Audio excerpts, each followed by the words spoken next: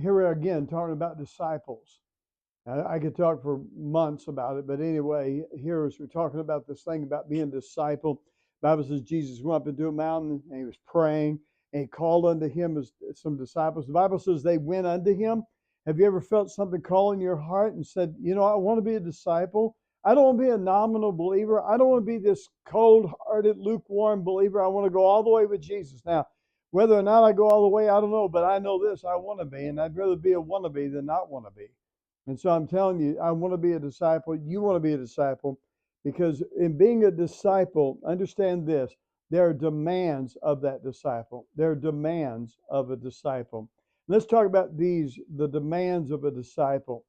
The Bible says in Mark 8:34 through 37, it says, and when he called the people unto him with his disciples also, he said unto them, look what he demands of them. Whosoever will come after me, let him deny himself, take up his cross, follow me.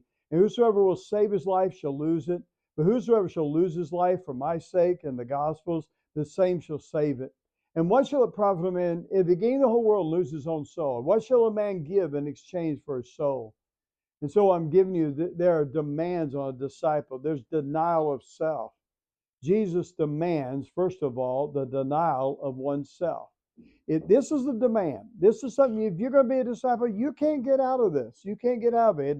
He demands that Marvin Smith denies himself. And God calls you to deny yourself. Hebrews 11:24 through 26 tells us about Moses. It says, by faith, Moses, when he was come to years, he refused to be called the son of Pharaoh's daughter, and choosing rather to suffer affliction with the people of God than to enjoy pleasures of sin for a season.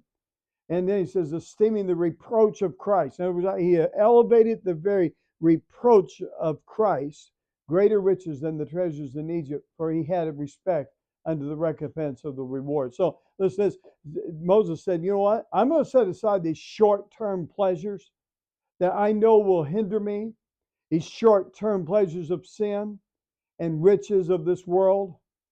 And even Hebrews says that Moses even knew, interesting enough, that he understood this was a reproach of Christ. He even had a sense of Christ in the Old Testament, and he was going to deny himself. So, secondly, Jesus demands death of one's will. In other words, what are you going to do with your life? What are you going to do with your day? Everything needs to be underneath the lordship of Jesus Christ. It's a death to one's will. You say, preacher, I don't know what I'm going to be when I grow up. Well, listen to me carefully. You have no right to choose what you're going to be when you grow up. You got to listen to God. It's God's right to tell you what you're going to be when you grow up.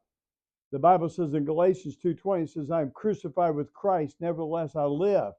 But Christ liveth within me. The life that I now live, I live by the faith of the Son of God who loved me and gave himself for me. Paul said this, I'm not living my life. I'm living for him. It's his life. I remember when I felt I wanted to be a restaurant manager. Alice and I talk about it all the time, goofing off. We'll say, this doesn't work out for us, then we're going to become restaurant managers, okay? So food industry was wonderful. Loved doing it. But Jesus interrupted that and called me to preach. And in that point, I had to say yes to his calling. Number 3, Jesus demands the disciple to be unashamed of the gospel. In other words, if you're going to be a disciple and you're out in this world, you can't be ashamed of the gospel. You say, well, if I was in full-time Christian service, I wouldn't be ashamed, but here on my job. Listen, if you can't be unashamed on the job, you won't be unashamed off your job. Jesus demands disciples to be unashamed of the gospel. The Bible says this, whosoever therefore shall be ashamed of me and my words in this adulterous and sinful generation.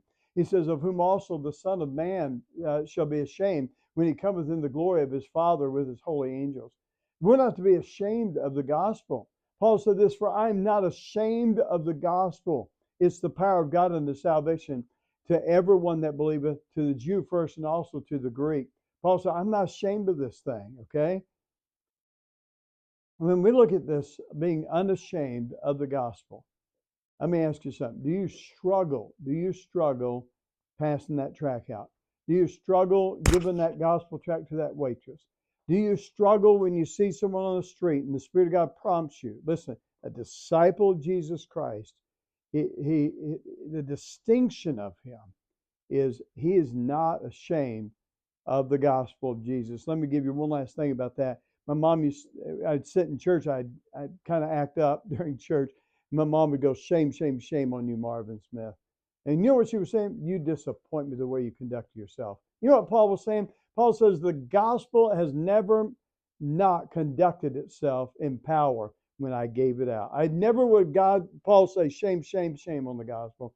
Paul says, I'm not ashamed of it because the gospel does what it says it's going to do. It saves, it changes, and the disciple is someone who's willing to give it out because he's unashamed. Next week, we'll do one more of these, okay?